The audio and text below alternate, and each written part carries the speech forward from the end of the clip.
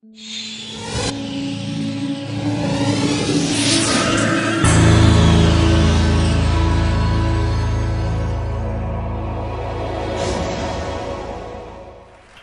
the development of Web 2.0 came the emergence of social networking sites, user-generated content, blogs, wikis, video sharing sites, and so much more. These sites all allow users to join groups, engage in conversations, and create their own experiences. There are two problems that persist with the Web 2.0 and all that it entails. The first problem is that it allows users to separate themselves from one another. Users pick and choose who they wish to be friends with on Facebook, which news articles they read on Yahoo News, who they want to follow on Twitter, and which channels they watch on YouTube. If I search for something and you search for something, even right now at the very same time, we may get very different search results. Even if you're logged out, one engineer told me, there are 57 signals that Google looks at. Everything from what kind of computer you're on, to what kind of browser you're using, to where you're located, that it uses to personally tailor your query results. Think about it for a second. There is no standard Google anymore. It's not just Google and Facebook either. This is something that's sweeping the web. There are a whole host of companies that are doing this kind of personalization. Yahoo News, the biggest news site on the internet, is now personalized. Different people get different things. Because of the one-sided nature of the internet, there is an overall lack in civil discourse. Google, Facebook, YouTube, Yahoo News, and the like have a framework embedded within them that refines and chooses what the user will see.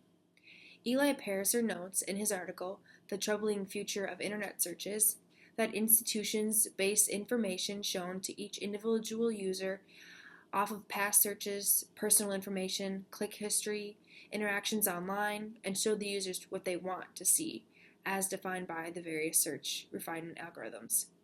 There are different names for the issue at hand. Eli Pariser refers to it as filter bubbles in his article and subsequent TED Talk. Neil Thurman and Steve Schifries refer to it as personalization in their article, The Future of Personalization in News Websites, and Jacob Weisberg refers to it as ideological framework in his article, Bubble Trouble. But it is what it is, a technological feature that determines what a user will see on various internet sites.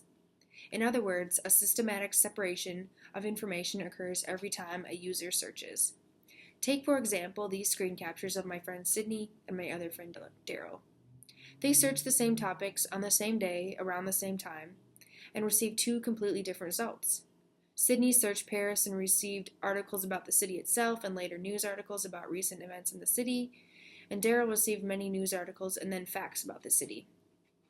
This innovation was rooted in good intentions, but has caused unfavorable results.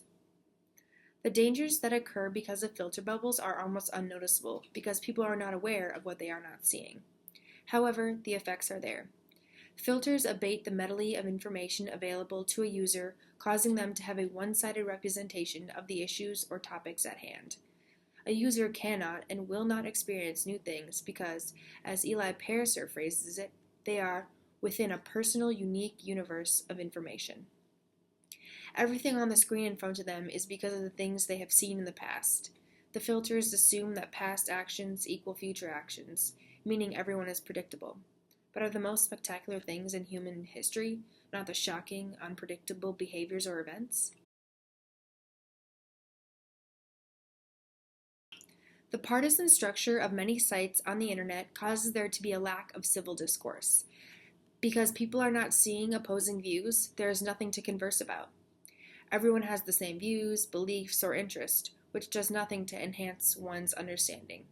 A person who is not questioned in their beliefs will go on living in their bliss-filled, partially educated universe. Eli Pariser argues that this nature of the internet is causing users to believe that their narrow view of the world is all that exists, which is true. If a person never sees any information to contradict what they know and believe, there is no reason to think otherwise.